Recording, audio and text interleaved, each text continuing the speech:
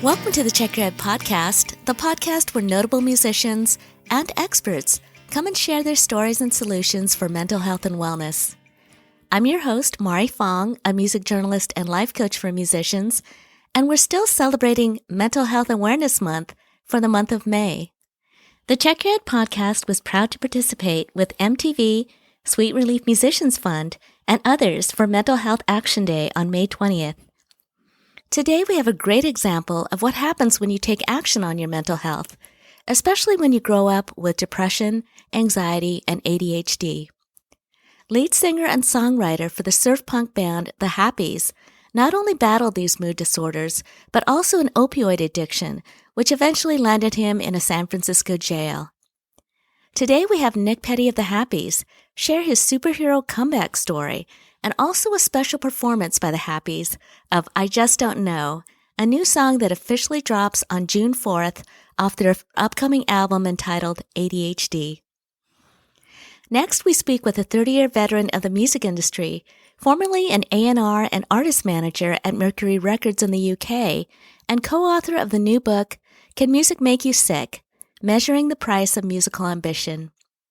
Sally Ann Gross is our expert today, who will give us an inside look into the current state of the music industry, along with the variety of opportunities available to musicians beyond being the artist on stage. But first, let's hear Nick Petty of The Happies share his story.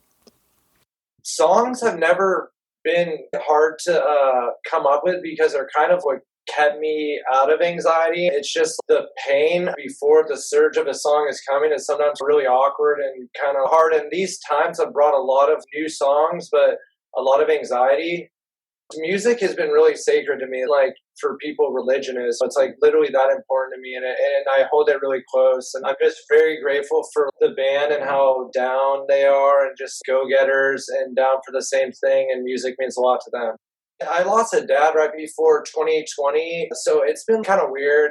I know people are losing people right now. The last couple of weeks have been kind of hard, and it's been like waves. The Happies is like a venting mechanism of getting the inner shit out. As weird as it sounds, I don't like talking. I have a lot of baggage. I was in addiction and went to county jail. I'm not proud of that, but I talk about it because I know the importance of talking about it and how that decreases the stigma and makes the world a better place. When you're had a hard drug addiction, a big thing is like figuring out how other people feel and talking to them, and that gets you outside of yourself. Because if you're like an addict or you have severe anxiety, the only thing to get you out of your head is altering the conversation to something else. Music's the same thing, where you can do a sad song and sometimes it'll make you feel a little bit worse, or a good song will make you feel better. Well, I totally understand that. I mean, I've talked to quite a few musicians, and oftentimes musicians find it more comfortable speaking through their music and speaking through their lyrics and expressing in that language opposed to words. And face-to-face conversations can be, intimidating. But Nick, I was reading that you had symptoms of ADHD, depression, and anxiety as you were growing up. Yeah, I was on Adderall like staggeringly early. I was on Adderall at about 6 years old. So growing up, I was like a class clown, and I was always the kid in the class who'd have to write 1,000 times. I will not disrupt the class. I will not disrupt I would be the kid with the table turned to the side. I just was hyper, I was doing my thing. Yeah. And a lot of people liked it, and some teachers definitely did not like it at all. It was fun, and it was hectic, though, because I always felt like an alien, where I got along with everybody really well, but I felt I was lacking in some sort of way, and it was kind of weird growing up. But I didn't like the meds either. Like, I'd spit out the meds a lot. They give me Adderall, and it would wind down my personality. I felt like I was on drugs without them. So the Adderall actually calmed me down like a sedative would. It made me really weird and quiet, and I didn't like that. Granted, though, in high school, I probably wouldn't have passed some classes without the help of it. In math, specifically, I needed it to focus. Like, they're reading something for 20 minutes in class, and then I don't remember what they said because I was thinking about 20 other things. That type of stuff happened consistently over and over and over. ADHD is often very reactive. I mean, you're reacting immediately to things that are happening in your environment, and Yeah. it's tougher to control that. So, on one hand, the medication kind of dampened your personality, but you were able to focus to really get through your studies and take a test and all those good things. Yeah. ADD, anxiety, and depression. It sounds kind of depressing, but I don't remember really a time I didn't have that. And I think that's why I liked music, because music itself was this thing that I could escape through. It's literally that concrete. It works for me. Oftentimes, people that have ADHD can suffer with depression and anxiety. It's kind of like a ball of these different things that could happen. What are some of the things that would go through your head when you were anxious? Oh God, it's just giving up. Just, I don't know if I can do this. I don't know if I can hack this, and pretty dark shit. And I think it's important when you have anxiety to remember that you're not a product of your brain and that it's doing its thing, but your thought system isn't parallel to the thoughts you think, because people think a lot of crazy shit and will never do it all over the world every day. So anxiety for me, it's sometimes physical. My heart, it feels like I'm having a heart attack, or it'll tighten up, or I'll get crying fits. I keep a lot of this shit to myself or try to handle it. If I feel anxiety, it's like a threshold. I'll try to get it out before I go out in public. So I'll like watch some videos of kids with cancer and like try to cry or get it out. But yeah, it's usually feeling a disconnection. And my dad had it. A lot of my Irish side of my family had it. And for me, it would get weird. Like I would get disconnected thoughts. I would feel like I wasn't in control. And that's to me the peak of the anxiety. Now I'm like in fight or flight in my head. So I tried to just center myself. I would try to pass time, and that was really good. Anxiety for me, it's taking too many left-hand turns in your head. So you know what I mean? You're just constantly taking what if until you're spiraling into the nothing, right? It's the abyss, and it never ends. You could keep taking left-hand turns in your brain. So I had something similar, like when Petty were, they'd be talking in class and I'd just be somewhere else. And what if we built out this awesome tree house and we added carpets? You can't think of whatever they're doing in the moment and in the present. The ADHD thing is the lack of focus. I think anxiety is more like a panic, like an adrenaline feeling. I want to say I probably could have not taken meds, but I'm not going to say I wasn't like a handful. Realistically, I was a handful growing up. So it's tough. But at the same time, like putting people on meds, too much meds, it's just something you got to pay attention to and try to be in touch with it. That's all. But I feel for people that are in college, like trying to do all these classes and working a day job, and they got a significant partner and they're in a band. I get meds help. So it's tough. Some of them are addictive. It's tough. The anxiety is scary because all of these thoughts go through your mind. And even though logically it's not making sense, the fear is still there. And the thought that this is going to happen, it can be really paralyzing. The perfect word. So as a child, what were some of the things that you were able to do to kind of quell the anxiety? Did your parents ever try therapy, or was there, you talked about music.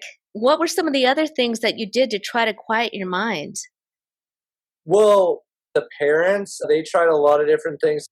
I was in counseling since about 6 or so. We grew up in Marin County, a lot of alternative therapy. Part of the ADD thing correlated with substance abuse, because when you're on a med and then your brain is relying on that med to do something, you correlate that with, this med, if it makes me feel good, is the same thing as that med. And you just go down a rabbit hole of stuff sometimes. So drug abuse in my teens kind of stemmed a little bit from that. Divorce, like family gets divorced. That you think as a kid, and I grew up from a military family, I'm like, I don't give a fuck that happened. Big deal. but you cared deep down. I didn't know I cared. It took me years to realize I cared. So I think some of the introspecting things that I got going on now are from qualities of realizing when I was young I didn't do that and had a lot of issues because of that. But I did a lot of stuff, stealing. I like sugar. Those are some of the bad things, like vandalism and spray painting. And sugar was bad because we have diabetes in our family, the bad type, and that's why it was sketch, because you can develop it. But the positive things were, I liked like book reports. I liked music. I would get a tape recorder. I'd record to the back of some video game and like sing over the video game, record on another tape recorder, and then learned a little bit of guitar, note by note, and then that helped. There's so many different like ways of therapy when it comes to all those different like ADHD, depression, anxiety, like all of that. Yeah. And that's, I think, why so many musicians like emotionally are drawn to music at a young age. Yeah. It's the most important thing to all of us. People transcend in meditation all the time through breathing exercises. There's types of breathing that can do relaxation, get energy up. And I think music is tied in with that. Being on stage with the band in front of people is a feeling that you don't get anywhere else. For the fans, we love going to live shows. And then as a band playing on stage, you guys feed off of the energy you get from the fans. So like you're saying, it's this incredible transfer of energy and everybody is on the same page. And that is such a good feeling. Totally agree. I love the melodies that you guys have. And there are times when it kind of sounds like Beach Boys because all your voices come together so well in the harmony that I really appreciate. It's really beautiful, especially with the slower, easygoing songs. Yeah. Yeah, I like it. I like that type of stuff too. Thing like between the heavy and the soft. Yeah, I think it shows a lot of depth when a band can do more than, just one kind of song. And it probably feels really good for you as a band too, because we all have such a great range of emotions. And you should be able to express that in your songs. So we've talked about anxiety, but depression is a whole different thing. Where anxiety, you're all kind of riled up and there's a lot of fear involved. Depression is hiding away, but also having negative thoughts pervade your mind. I want people to realize that when you're in it, those thoughts come from you, but it's part of the disorder. It's part of the condition. Yeah. So we don't want to put too much weight into those thoughts when you're in it. But the scary thing is that it feels very real. Authentic. Yeah. Most of my family has had depression. Just so many times it's hard to get out of bed, even days if it's really bad. And I think that every person has a degree of depression. It's the same as an addiction. Do you drink or smoke so much that you can't get normal shit done in your life? I think that's the question of when depression is a big issue. This year has been, it's been really rough. Losing my dad, and I lost an ex-girlfriend and a good friend too. And it was just bleak. So the grieving process was tough for me. I was getting foreign thoughts that were really dark. I've had that since I was a little kid. And I've just found that it passes after a while. I tried John's wort and natural stuff for antidepressants. I try to keep it natural because I'm on a couple of other meds and I just don't want to keep dumping on my liver. But John's wort is a natural thing that helped me. But I do get severe things that it won't cut it. Like I'm feeling like shit. People can probably tell. I can't really fake it. It'll eventually go away. And I had affirmational stuff. Like I'll sleep with these things that are like, you have good things coming. You have amazing qualities. Or the world is open for you. That reminds me of being a kid. When you were a kid, you were told that type of stuff. And as an adult, people aren't saying positive stuff. So I like brainwashing my head with that because we're not told positive stuff. We have to learn that for ourselves. And that's a part of society with the name The Happies that's like a striver name. It's a name to live up to try to strive for. Because the world is not that happy. We all know that deep down. That's a good point because it's always nice to think that we have parents or family or friends that can encourage and support us on a daily basis. Yeah. But the reality is that may not be so. In fact, there might be people that are doing the opposite. putting you down, or what are you doing, or when's this going to happen? Anyways, all those questions. But it's managing yourself and giving yourself positive affirmations, managing your mind. And that doesn't always happen with things like depression and anxiety, because if it gets bad, you may need medication or therapy or something to help really get over that period. Because I think there's also different things physiologically that could be happening, with our, serotonin levels, or this year, there's been a high increase in suicides and drug relapses. I've had friends personally relapse on heavy drugs, and it sucks to see. It really sucks to see that. Someone who's been doing good for years, and then everything's shut down and they're working less, they're inside all day, so they go do heroin. That sucks to see, and it's really hard for me to see that. A big thing for me has been driving. I just go for an hour drive if I need to, because I have so much pent-up shit going on, and everybody does. Everybody is aware that shutting down stuff can be good, but there's a cost for people that work to survive and they can't work. That is some real shit too. So it's good to go for a ride. It's good to walk. It's good to bike riding is really fun. In Marin and Sonoma, a lot of people like riding up on hills. It's a beautiful spot for that. Seeing nature. Our guitarist likes surfing.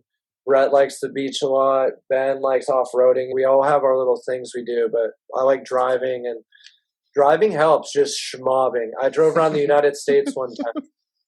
I drove all the way to Florida and back. Just snapped and drove across the United I had a States. breakup with a girlfriend. This guitarist left my band. My grandma was sick, and I just went all the way around to Florida and back to open mics, putting up stickers everywhere. I'm branding the fucking happies.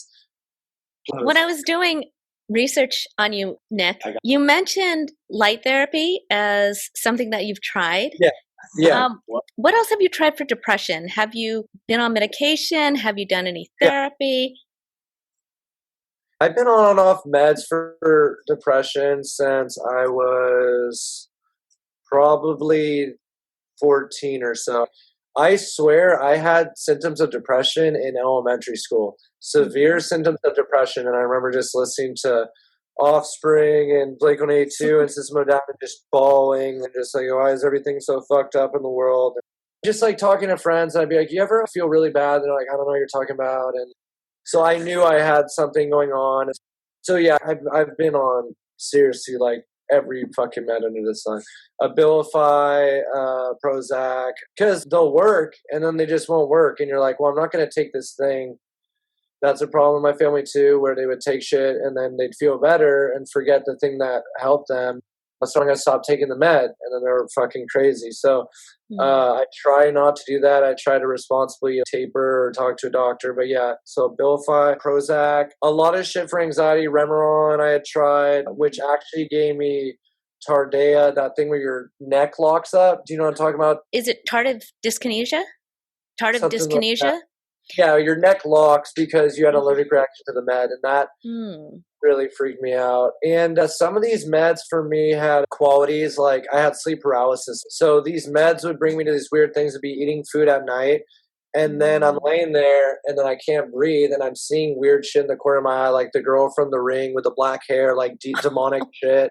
It's called hypogenetic sensory something, or there's a name for when you see shit through sleep paralysis, but if you just type in sleep paralysis girl on Google, it's always the same fucking chick with black hair, hella creepy. It's like your worst nightmare, and a pressure on your chest and not breathe. My gosh. And, so these meds would sometimes induce more of that, and I'd be like, I don't give a fuck. I'm not taking these meds. If I get that side effect, I'm not. At a young age, that shit would be really weird for me.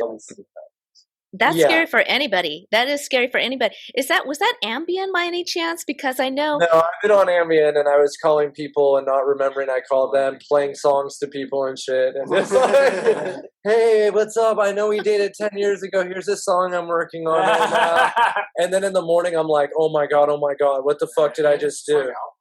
Yeah, that's like alcohol. No, Ambien, I watched a thing on it. That is a weird drug. Ambien has been known to get people who are paralyzed in their body to be able to walk again. That drug is unbelievably weird. And it's a delirium when you stay up on it. And yeah, I was on Lunesta and Ambien for a while. And dude, that drug does some scientifically insanely weird shit. You'll see stuff. You'll do stuff you wish you didn't do. There are a ton of stories of, people eating at night and doing exactly just weird shit. Yeah. You mentioned your family, and oftentimes things like mood disorders, self-medicating, all of these things can get passed down through families. And I did read that after high school, you got into Oxycontin, which is a opioid. Yeah. And now, what incident started you taking painkillers? All right, so from a kid, I'm going to say 15 or 16. This is around the time of the divorce, so I was probably depressed about my family not working out and my siblings being sad. Not to be like too dramatic, but a little bit of learning disabilities and not doing good in school. But I wanted to try opium. I didn't want to try Oxycontin. Opium is not as strong. It's 10% of what heroin would be. One day, I was with friends and I wanted to try opium. So I had tried codeine and Tylenol 3s and Vicodin. Those are just recreational things at school kids had. And I didn't even know that Adderall and Dexedrine and these pills I was on were amphetamine until I was 14 years old. I had heard my dad go, "Isn't that speed?" in the doctor room, but I didn't know. I started thinking it's cool to get into drugs and shit. I started thinking that drugs make you fucking smart. And I really want to tell people, to a big degree, it is a huge fallacy and fucking made up thing. And I'm way more creative when I'm not on drugs. However, at that time, I had gone to try an opium, and I was with a friend, and we're smoking it, and then I'm feeling it. I feel really good. I'm very relaxed. And he's, "Yeah, this is some good black tar opium." And I'm like, "What do you mean?" Kind of nodding. "What do you mean black tar opium? Why do you say black tar before it?" And he tells me it's heroin. So I had smoked heroin on accident, and it felt really good. So I felt how people probably did with pot. "Oh, I got lied to. Heroin's not that bad." But I kept that to myself. And then Oxycontin 80s snuck into school. I had friends just 80 milligrams. That's a lot of dope in one pill. Mind you, this was pure and it didn't have Tylenol in it. So recreationally, I started with oxycodone with Percocet, and then I worked my way up. I looked up to a lot of people like Kurt Cobain and Bradley Nowell and all these fucking old soldiers who were on opium and all that. I thought it was cool. I thought it was fantasized, and I thought it was like gloricized it. So I just slowly turned into a junkie. And the reason I knew I was one day is with those pills, I took them maybe 3 days in a row. And I remember when I first took them, I would throw up and then feel high. One day I'm just sitting there and I'm trying to do homework and I'm like, "Oh, I don't feel good." And so I become physically dependent on opiates. And that's just how quick it was. It was like a week of doing them. My dad was a fireman and he got injured really bad. And I would steal his meds and he would put them away very far. I was like digging and looking for shit. So I had taken some of his stuff and he kicked it, but I had a harder time with it. I want to be real that opiates had a positive effect to help with my depression, but I was trying to escape. You can take a med and then the meds can take you. You know, Johnny Cash used to say that a lot. The meds started taking me. You have songs called Bipolar and Manic, and you talk about ADHD. Yeah. Do you feel that you have bipolar? I grew up with a lot of friends who were bipolar. I had been tested for bipolar. I was on lithium for a little bit. I realized I have more of a depression anxiety issue. They call it major depressive disorder, where you fall into a lapse of depression and it's hard to get out of, and anxiety as well. But I thought once I soldiered up and pushed myself out of it, I thought because I felt good later I was being bipolar, but it was just a point where I cut down with the depression. I was able to physically get my brain moving and go out and do shit. But bipolar, growing up in recovery, a lot of my friends I grew up with have bipolar. I still have a lot of friends who have bipolar. The girl who passed away, right when my dad did, was bipolar. Also, the major depressive disorder was similar cycle, like with a relationship. So in relationships in general, I think I had the same epiphany with depression where I thought love felt like bipolar, but it was more of just hard times and then they're good.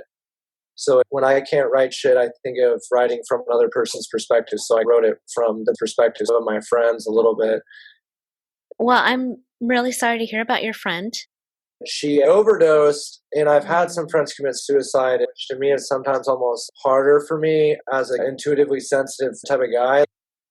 Suicide is tough. A lot of people, when they die of age, it's like through morphine, so they don't have pain. I think opiates serve a purpose. At least with an overdose, they didn't die painfully. They probably fell asleep. But she had an accidental overdose. She had taken a pill, and it probably had fentanyl in it, and just boom, just hit the ground, and that was that.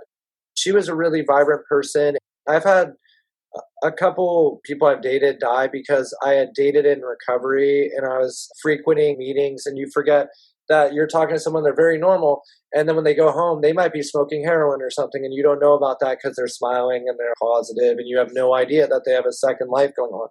So I lost a lot of friends through that, and I don't always see it as black and white as it's just unbelievably tragic. It is, but for my own peace of mind, I see it as they made a really bad decision and they paid for it. Yeah. Well, I'm also sorry about your dad. Cancer. It was pancreatic cancer, and it was really slow. And I feel for my siblings too, my brother and sister. Yeah, my dad had pancreatic cancer, and it's pretty quick. It's quick. Quick is so true. It happened so fucking quick. It kind of haunted me a little bit. I don't want to say that, but I've worked very hard with a counselor and just trying to get it out. And it never goes away because of your parent. But what I'm talking about is the toxic things, like where you just stop giving a fuck about life. That's the same as when mental health is in the same level as addiction, when it is interfering with the things you have to get done in life. But yeah, I fucking hate cancer. And sometimes the only thing that I can think of when I'm really depressed is like these little kids with cancer. They're the real fucking badasses. We don't know shit. There are kids in SF right now battling cancer that are going to die. And there's people that went to war and got their legs blown off. There's fucked up shit in the world. I think of that all the time to be grateful as much as I can. Well, Nick, you overcame opioids and have overcome a lot that we haven't really even gotten into yet. But give yourself credit for that, because that is a lot. And, you know, there's some people that don't make it out, but you did. Yeah. And you guys have so much potential with your music. What I think would be a good thing to do right now, which I think your dad would love, is for you to play a song. Let's take a break and have you guys play a song. Let's do it. Let's do it. Bad shit happens, but this fucking thing and meds, this is my shit right here. This helps me feel better and helps other people feel better. And I love life. I'm challenged sometimes by mental health. It's something that I can't overcome, and you just got to ride out the fucking wave of it. So this is a new song off the new album that we're recording right now. All right. I'm recording.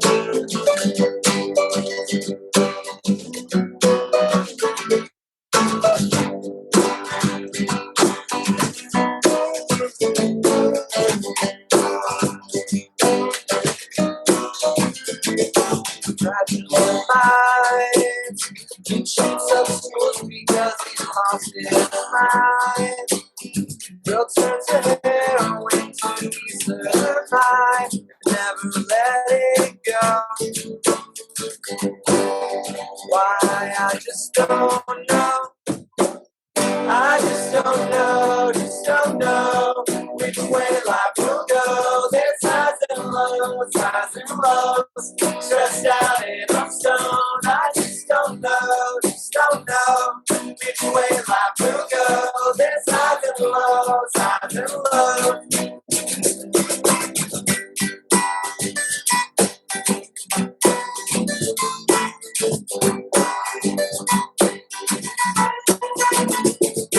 Natural minds moves too fast, it won't secure my vibe. My girl turned heroin to ease her mind.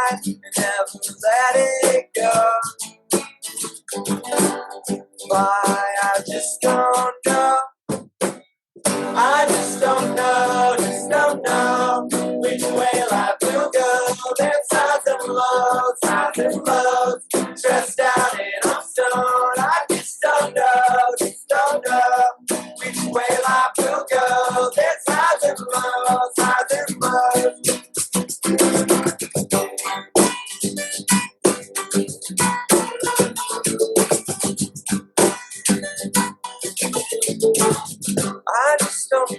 just don't know which way life will go. There's highs and lows, stressed out and I'm stoned. I just don't know which way life will go. There's highs and lows, stressed out and I'm stoned. I just don't know which way life will go. There's highs and lows, stressed out and I'm stoned. I just don't know which way life will go. There's highs and lows,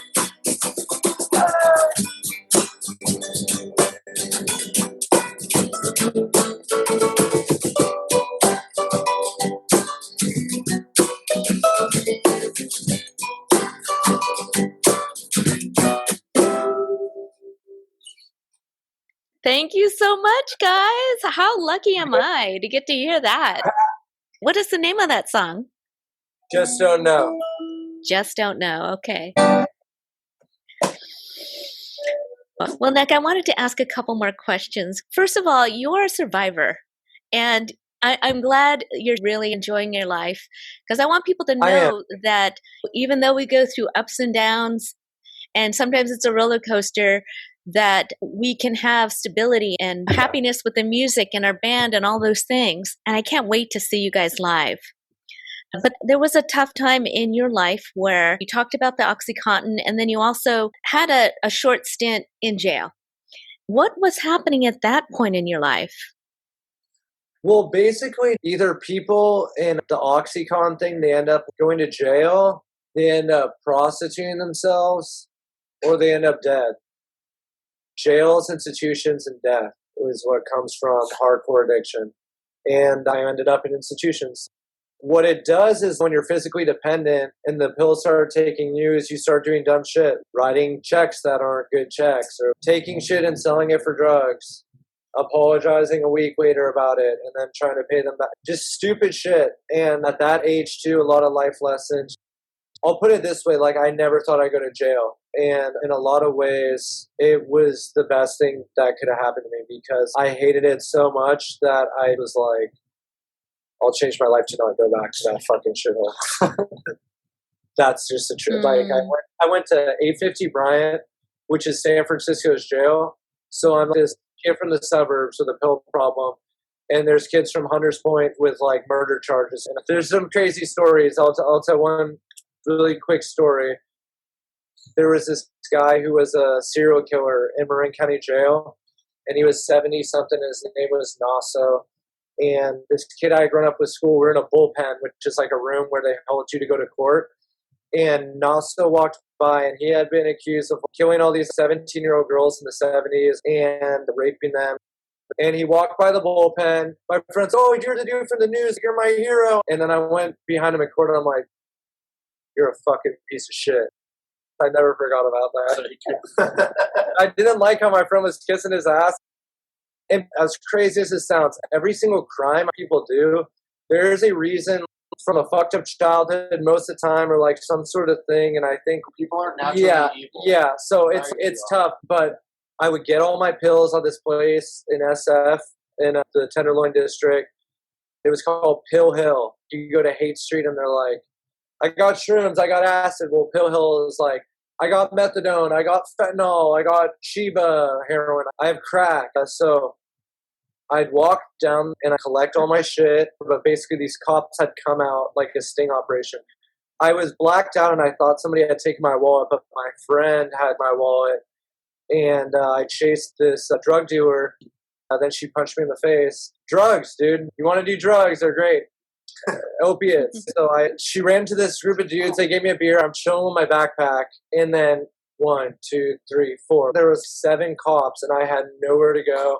And they just sent me to 850 Bryant, and it was a dirty ass jail in SF, and just fucking like hell on earth. Really shitty place. So not only did I go to Marin's jail, I had to go to SF's jail, but they thought I was selling drugs. I also had spent 3 days in jail once on an accident where they thought I was somebody else. Oh They thought I no. was in a drug court, and I was on drugs. There's this weird thing in my life where I'd just be like, well, I'm doing bad shit, so this must be karma. But normal people would be like, no, this is fucking stupid. And I realized the only way for me to ever not have to go through this again is to not fuck with opiates and Oxycontin. And so that's what it took. I did 7 months. I was on the run for a week on Haight-Ashbury. And then I lived in an abandoned house, which in Riddle, this song is why I say that. I lived in an abandoned house, lit cigarettes off the stove. So I was out a week, and then I had to go back to jail and serve 7 more months. So it was about 14 months with a little breaks here and there and shit. And then during that time, is that when you got off opioids? I did drug replacement therapy, like Suboxone, and then I had also done mental health meetings at Kaiser. I lived in a halfway house for 4 years in San Rafael. All this during court things where I'd have to go each week. And there's another story about how I wasn't supposed to be at bars, and I got caught at a bar doing a show, and the head of the probation officers was hanging out there that night and was like, you're good, it's fine, you like music, and I'm not gonna fucking make you go to jail, like you can talk to your PO. And I had this cool probation officer, Matt, but he just knew that music would help me. It's very funny because I was convinced for years that the drugs really were like what made cool music. And then I really was so much better without drugs. On drugs, I was nodding and I couldn't stay awake. And the music began for me on a serious level of a business or like a real band when I stopped using. Sitting through jail, I formulated what I wanted to do and what type of music. I would write down songs like Pancakes was a song that I wrote in jail, and a lot of songs I wrote in jail, or I'd put 2 pieces together in a notepad, and I executed to my word. I did what I said I was going to do in jail, and I did it. I saw so many people go in and out of jail, and I didn't want that. So I really escaped through the music. To give myself credit, I've done more time in jails than a lot of gangster rappers, so I'm a real motherfucker. I've seen a lot of shit, and there's history. Excuse my language. OG Petty. Well, Nick, you are a survivor and a thriver. You took advantage of your time in jail and you put together a plan, and it's all playing out for you. So always give yourself credit for that, because you have really challenged yourself and you've overcome a lot. And opioid addiction is nothing to sneeze at. That's a big deal. In hindsight, what helped me was having some freedom, but having strict structure. Like in the military, for people, it was that strictness and discipline of if I don't do something, there's punishment. It just did something for me. When I was younger, I wanted to do the military, and I needed something to just kick my ass. And unfortunately, it was the correctional institutions. After 4 or 5 times, I went to a lot of rehabs. A lot of people didn't think I would get clean, and I definitely proved a lot of people wrong. I really did. And yeah, it's almost been 10 years, no fucking opiates and the Oxycontin and all that. So I'm very grateful. Don't give up. I don't forget how bad jail is. That's a big one. And detox centers. Yeah. It's hard to forget when your friends are collapsing and dying too. It's a gnarly drug, and I'm so glad every day I wake up. Yeah, and I think you're using your voice and your music for good. I mean, just speaking out and telling your story and letting people relate to that. So, as a band, is there anything else that you would like to say about mental health, about your music? I just think that our music's a nice escape for people with mental health, and the authenticity of knowing that the person in the band isn't full of shit. They went through stuff. They still have challenges, and other people in the band that go through their challenges, and that we have a level of empathy towards the people with mental health. I want people to know it's okay, specifically guys, speaking about feelings. Yeah. I mean, for generations of men being told to be men, you can still be a man and have emotion. Every musician ever is pretty manly, and they're all rich and famous, and they have hella emotions. People need to express their feelings. And a lot of people are told, if you're depressed, it's your own fault. Yeah. Not. I've felt like that a million times. We have a culture where people say, oh, you made a mistake, you're a fuck up. I don't personally stand with that. I think people will make mistakes and become better people if they learn from their mistakes. The road to life is under construction and shit, and that it's constantly adapting and changing, and that we're not these people who are just like going to be perfect, and that nobody is. That's a big one, and I'm glad Ben said that. There's a piece of advice for folks struggling. It's not easy. It's gonna take a while. It's nothing that has to happen overnight. But channel that energy if you can. I know it sounds cliche, but put that shit into your music. I mean, Nick did that with his stint in jail and putting his energy into music, and whatever tough time you're doing, you can get something really beautiful out of those dark times. Yeah, you might not either. It may take a long time, but just stick with it, and it will be better on the other. The grass is greener if you just keep pushing. It's about keep pushing. If you ever stop, that's where you get stuck. But if you keep pushing, you'll get somewhere. Yeah, keep moving, roll with the punches, and I think that's a really big thing too. I have my days where I feel a challenge worse than when I was on the drugs and everything's really fucked. Like I just wake up and everything is just really intense and sketch. And that's why I'll continue to have songs though. So you can't have the flower without the fertilizer. You have to just keep rolling with the punches and stay positive and shit. The don't give up thing, James Brown used to say that all the time. Like, you give up, you're dead. I relate a lot to that. Everyone was crying when my dad died. And so I like to make people proud. My dad still lives with me. I'm sure you can relate. I still talk to my dad all the time.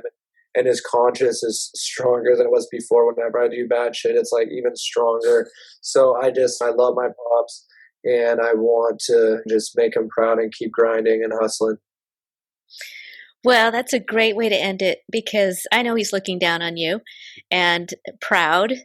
And thank you guys for being so open and honest and persistent, because that's really it, right? It's a journey.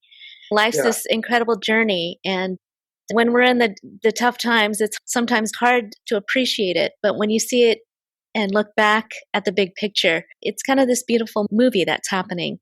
So thank you so much, guys. And thank you again for the music. We had a great time, and I think it's cool to talk about some real shit. Yeah, thank you for doing what you do. Yeah, thank you. Seriously. Thanks. Next, we have expert Sally Ann Gross, a 30-year veteran of the music industry and currently a program director and teacher at the University of Westminster. Sally co-authored the book, Can Music Make You Sick? Measuring the Price of Musical Ambition, based on the largest study on mental health in the music industry, funded by the charity Help Musicians UK. One thing that you said was, we find out from our interviews is that making music is therapeutic, but the pursuit of a musical career is traumatic. And we just did an interview with Nick Petty of the Happies, and he's a good example of that, because Nick's traumas did come from mental issues along with addiction. So a lot of musicians know the ups and downs of a musician's lifestyle, but what are some of the unexpected pitfalls when you have a career in the music industry? I would say one of the unexpected pitfalls is that in the beginning, whenever anyone comes to music, even when we're very young, is that we enjoy it. It's pleasurable. One of the things that's really interesting about when you switch from being in that pleasurable zone, in that fun zone, to suddenly there's a switch that's invisible because it creeps up on you. But suddenly you're in that zone where it's all work. For someone that's worked in the music industry, as I have for over 30 years, and I saw Amy Winehouse play on a stage in a park when she was 14. And Moby lived in my house before Go was released. But the unexpected thing can be that moment when this thing that you love, and it's hard not only to recognize it, but it's very hard to admit that it's happening. It's almost like you internalize that secret. The thing with mental health is being truthful, being able to say, this is how I feel right now. And there's this taboo in the music world. You can't say you're having a bad day. They're trying to keep up appearances. Mm-hmm. No matter whether you're in a punk band or a metal band, there's still an appearance to keep up. So we say that it's okay not to be okay. But actually, to be able to say that, it's a big thing. Well, I can also imagine if there is, let's say, an artist like Amy Winehouse, who has been doing this for so long and is doing it as a passion and wants this as a career, then all of a sudden she takes off and all of this body of music is exposed to the world and people love it. It's something that she has been aspiring to, but when it happens, all of the pressure, all of the working with the record labels and the numbers and trying to keep things together from the outside, but when an aspiring musician finally makes it and they're having a hard time dealing with the stress of being in the limelight, I don't know who prepares them for that, or even if we can be prepared for that. People will say, why? Why are you upset? Or why is this difficult for you? This is what you've been wanting for so long. This is your dream. And so that's also hard to deal with. People not being able to understand or have any compassion for that. Totally. That's absolutely what happens. In our study, we really show that idea that you're going to be successful and you're going to be able to say what you want to do. It's not necessarily true at all.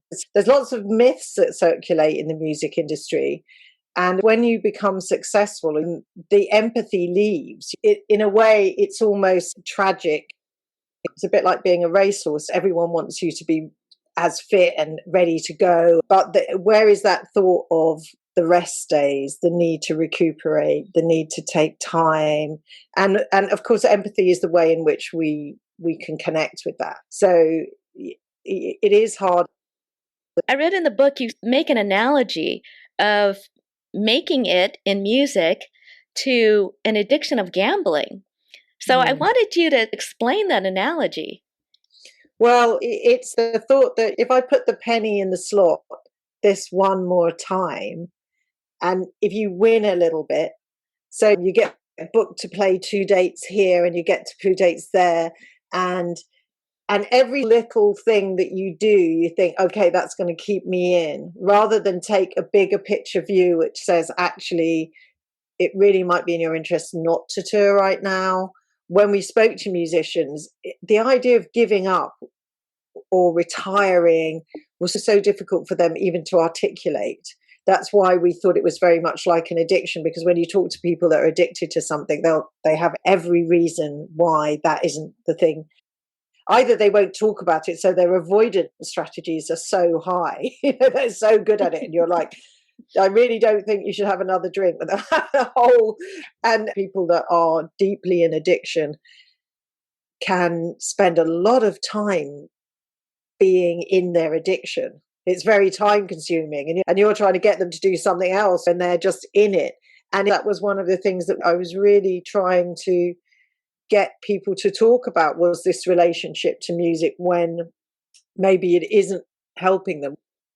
They're not focused on themselves anymore or their loved ones or anyone else. It's just that thing. And that's what an addiction does, I think. Speaking about addiction, I talked about Nick Petty. And one thing that he did was he got involved in drugs because he idolized people like Brad Knoll of Sublime and Kurt Cobain of Nirvana. And he thought that if he could do the drugs that they did, that he could be more creative. And that he learned was definitely not true, but he had to learn the hard way. What are your ideas when having to deal with musicians and addiction? Well, I've had to do that in my life, and it's very hard. That's very hard. And I don't have answers. I have reflections on what has happened, and everybody is different. Everybody's different. Everybody's addiction, everybody's circumstances, what brought them to that place. But when you're in a professional relationship with those people and you're trying to work with them, that sets up all kinds of challenges. you can't force people into rehab. You can't force them into therapy. You can't make them stay. In the end, those people have to do that work themselves. But I think that you can have those conversations. I think you can not ignore it. I've been in those situations where I've just thought, just got to get through this today. I've got to get through to the end of next week. So we're just going to ignore it, because the artists are often the people that create the work for all the other people around. And if that artist stopped working, then everybody stops working. It's not just pulling one person out. And I can really understand the complex way in which that works. And I've been there and I've seen it. I've been in situations where it's been very difficult to get to the next gig, to get to the next show, to get on the plane. So many people start to give their opinion as well. But I also think that's a really difficult thing, because everybody's got, in most cases with successful bands and successful artists, there will be several key players, all who have a vested interest in the artist performing or making the record or turning up for the TV slot or doing the radio interview. I mean, we saw it tragically in the Avicii documentary. Mm-hmm.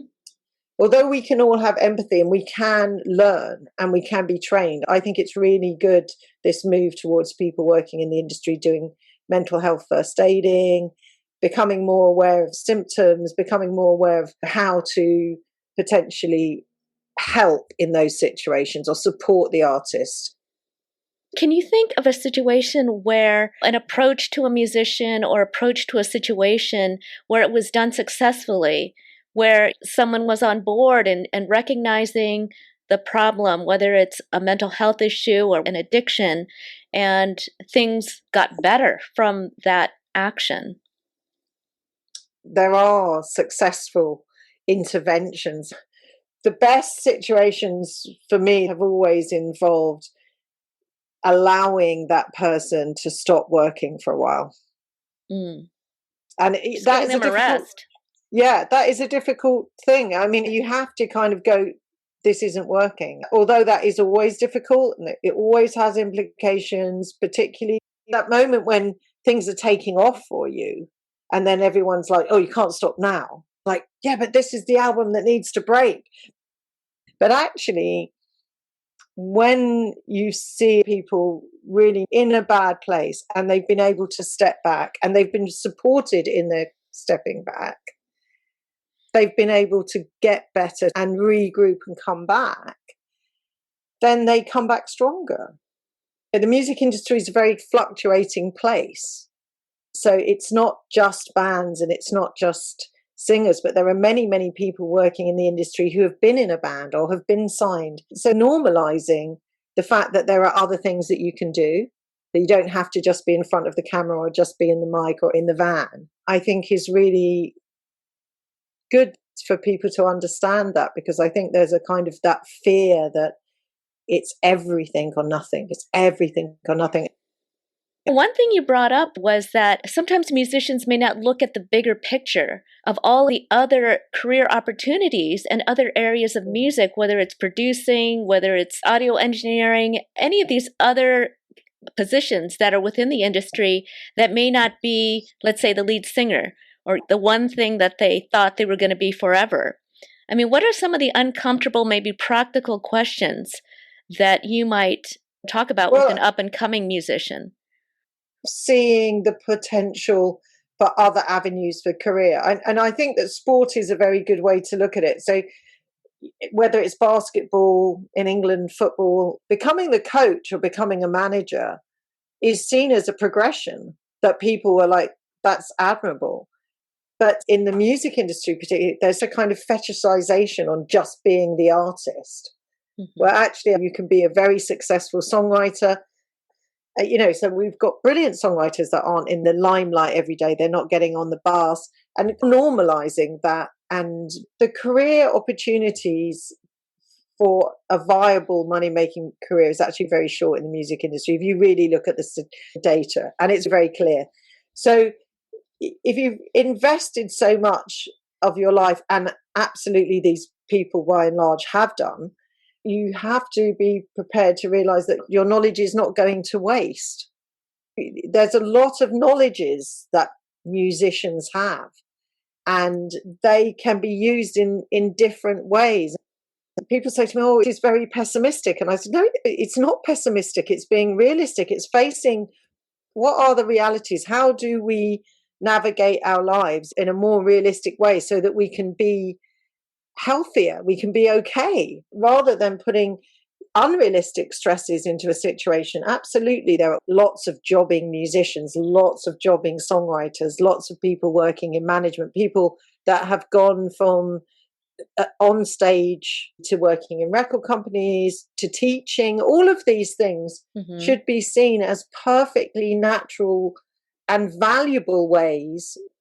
I noticed in America you always call it the side hustle, which I really like because I like that idea. That's true. We do say that as, the side hustle. You got the main job, and then you got the side hustle, which is usually something you're really passionate about. But I just love the whole idea of opening up all the different things that you could do within the music industry. I mean, I know musicians from other bands that have worked in film, that do music in film, or they work for an agency that does music for corporate brands, or they do music videos.